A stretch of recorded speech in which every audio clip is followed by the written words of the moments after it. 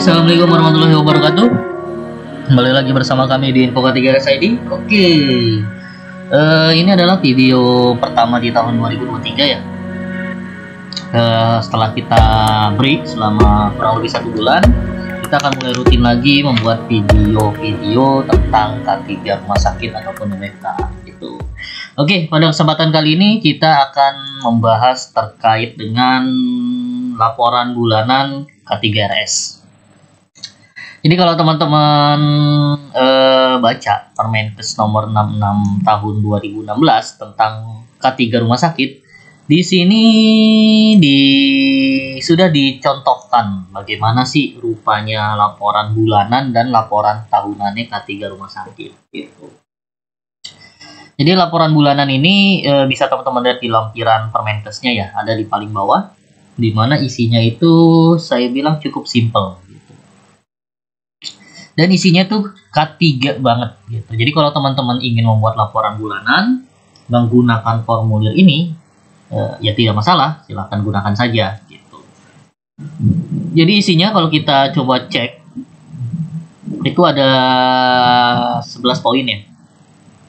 Yang pertama itu terkait jumlah SDM. Jadi di sini dijelaskan berapa karyawan tetapnya, berapa karyawan tidak tetap, dan juga berapa outsourcingnya. Ini bisa teman-teman. Nah, format ini sebenarnya baku ya, tapi kalau teman-teman ingin menambahkan poin-poinnya tanpa mengubah format bakunya itu tidak masalah gitu. Jadi kalau misalnya di jumlah SDM, teman-teman menambahkan jumlah outsourcing itu juga tidak masalah gitu. Oke, poin yang kedua, jumlah SDM rumah sakit yang sakit. Nah, ini jadi dalam poin nomor 2 ini, silakan teman-teman membuat atau mendata, berkoordinasi dengan bagian HRD atau SDM rumah sakit tentang berapa jumlah karyawan yang sakit selama 1 bulan terakhir gitu. Dan sakit ini biasanya sih dibuktikan dengan surat keterangan dokter gitu, dan dia tidak masuk kerja beberapa hari gitu. Oke. Lalu yang ketiga, jumlah kasus penyakit umum pada SDM-RS. Nah, ini sama. Jadi data yang dari nomor 2, jumlah karyawan, data karyawan yang sakit selama 1 bulan, silakan teman-teman lengkapi dengan kasus penyakit umum yang paling banyak diderita itu apa aja sih gitu. Misalnya paling banyak diderita itu adalah bapil. Nah, tulis batuk pilek di sini. Dan batuk pilek itu ada berapa? Ada sekitar 25 orang dalam 1 bulan. Tulis 25 orang. Oke. Dan 5 kasus penyakit umumnya berapa? Oh maaf, nomor 3 ini maksudnya bukan dari misalnya dalam 1 bulan itu ada 25 orang yang sakit. Oke, dari 25 orang sakit itu ada 5 kategori penyakit gitu, penyakit umum ya. Nah, silakan dimasukkan 5 kategori penyakitnya gitu. Maksudnya seperti itu. Mohon dikoreksi yang awal ya. Lalu yang selanjutnya 5 kasus penyakit umum terbanyaknya apa? Kalau teman-teman pengen naruh 10 ya tidak masalah. Kalau pengen 3 juga tidak masalah gitu. Tapi kalau mengikuti format yang baku, 5 itu lebih baik gitu. Oke. Lalu yang selanjutnya jumlah kasus PHK. Oke, ini juga terkait pelayanan kesehatan kerja ya. Jika dalam 1 bulan ada kasus PHK, silakan ditulis di sini berapa jumlahnya, dan juga didetailkan kembali, dilengkapi berapa jumlah kasusnya. 5 kasus penyakit akibat kerja terbanyak tuh apa aja. Oke. Lalu nomor 7, jumlah kasus kecelakaan di lingkungan RS. Kecelakaan ini bisa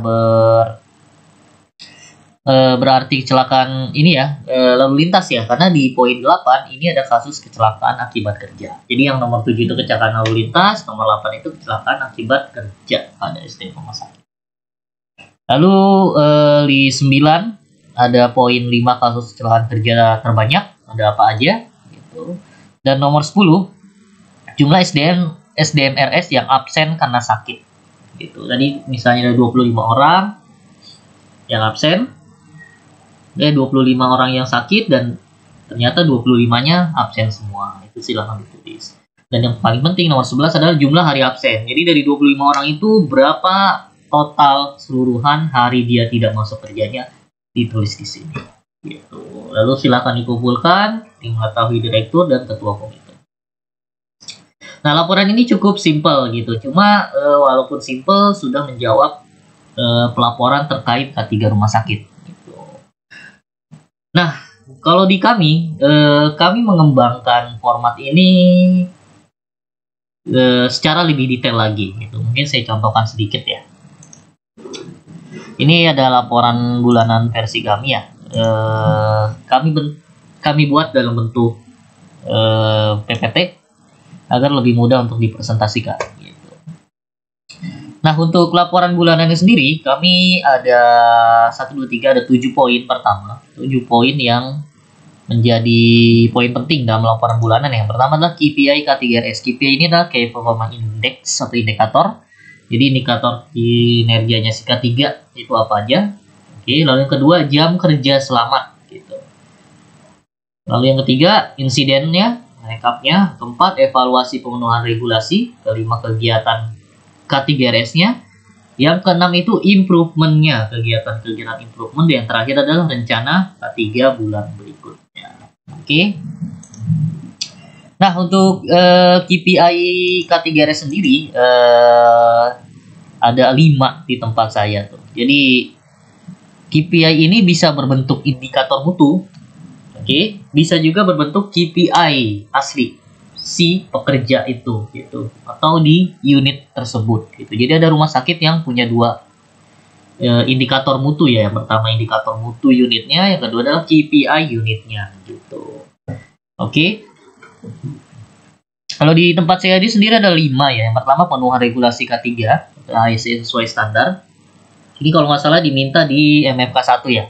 Lalu yang kedua angka kecelakaan kerja. Jadi jumlah insiden kecelakaan kerja yang pasti 0 accident ya targetnya ya. Yang ketiga monitoring pelaksanaan HSE sesuai SPO. Itu ini monitoring pelaksanaannya. Lalu yang keempat pelaksanaan training, simulasi dan seminar sesuai matrix training. Jadi K3 itu kan punya jadwal training ya. Nah, itu dilaksanakan sesuai jadwal atau tidak. Dan terakhir monitoring dan tindak lanjut kecelakaan kerja atau temuan gitu. Jadi kalau ada insiden, tindak lanjutnya itu gimana? Apakah dalam 1 kali 24 jam, 2 kali 24 jam, seperti itu. Lalu yang ketiga ini berkaitan dengan HSE performance. Ini berkaitan dengan jam kerja selamat ya, atau safe man hours dan manpower.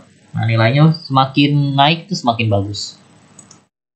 Untuk insiden, nah tadi insidennya tiap bulan ada apa aja? Kayaknya terlalu kecil ya.